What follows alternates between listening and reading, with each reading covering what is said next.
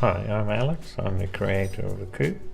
I have a Bachelor of Electrical Engineering and I enjoy solving problems, and most of them are for repairing cars. How did I get into making cars? Bought a lot of damaged ones and repaired them. That sort of gives you a good grounding for customizing. Was my dad an influence in making cars? No, he didn't have much to do with it, but he never stifled initiative. Can you briefly tell me about the Kuipe? Well, you can't tell anybody briefly about the Kuipe. It's been a long time brewing, and when the Monaro came along, looked like that's what we're going to build a Kuipe out of. Had a whole book of images we liked. Did I create what I set out to make? Yes, but we had quite a few detours, and courtesy of bureaucrats.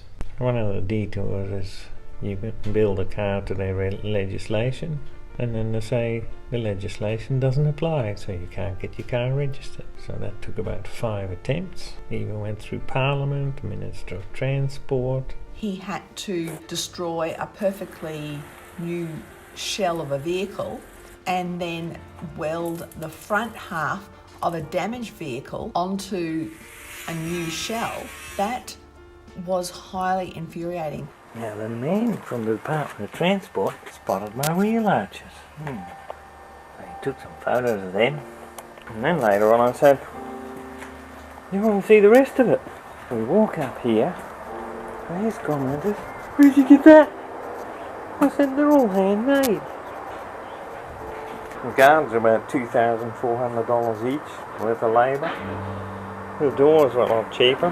They're $1,200 worth of labour. Quarter panels are $3,000 worth of labour each. And then he stopped at this one and said, "So what did this look like when it got here?" Well, like I said, it was a complete car, ready to go. Drove it up. And after that, he wasn't that talkative, and he sort of scampered off. I'd come home from work and I would wonder what had unfolded during the day. And some days I didn't really want to come home because I knew that he would be upset. He wasn't upset with me, and he never took it out on myself or the children. I know that it cost time and it cost a lot of money. I think men, they need some outlet, because if they're at work and it's stressful, they need something. A lot of men might go to the pub. Well, in Alex's case, he likes to create cars. He likes to build cars.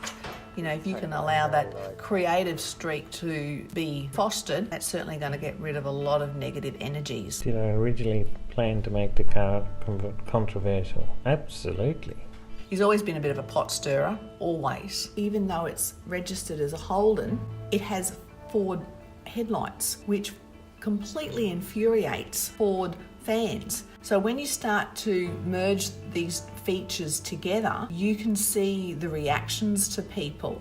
It's a great psychology tool. Once again, when you see people and they abuse the car, go, "Oh, why would you make that?" It really makes me mad, because those people who are so critical, they're the armchair critics. What have they produced? How much money did it take to build the Kuipe?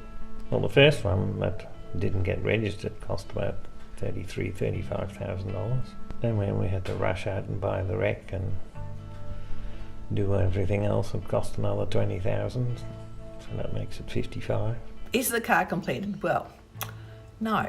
Well, yes and no. He is now putting V12 Mercedes engine in this vehicle, and he's almost got it. Not only is it the engine, but it's also the gearbox. He's got to do some more programming, which he has, and with the programming, it's also helping him in other areas of his works. What's the biggest takeaway that I've learned from this experience? I love my wife and she loves me.